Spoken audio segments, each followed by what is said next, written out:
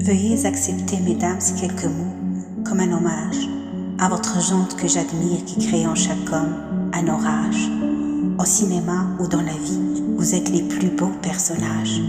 Et sans le vouloir, vous tenez nos cœurs et nos pensées en otage. Veuillez accepter, mesdames, cette déclaration comme une tentative honnête de réparation.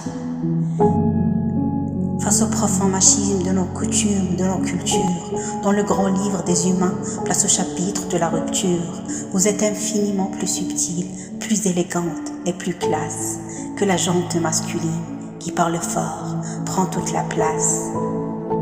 Et si j'apprécie des deux yeux quand tu balances ton corps, j'applaudis aussi des deux mains quand tu balances ton porc.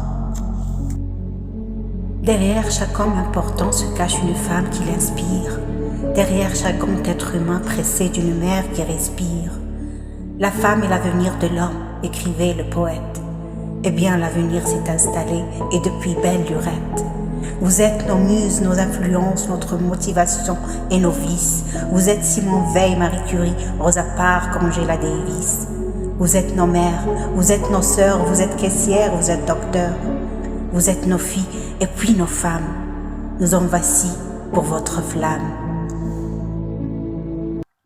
Comment ne pas être en admiration et sans commune mesure pour celles qui portent et fabriquent pendant 9 mois notre futur, pour celles qui cumulent plusieurs emplois et se sentent sourciller.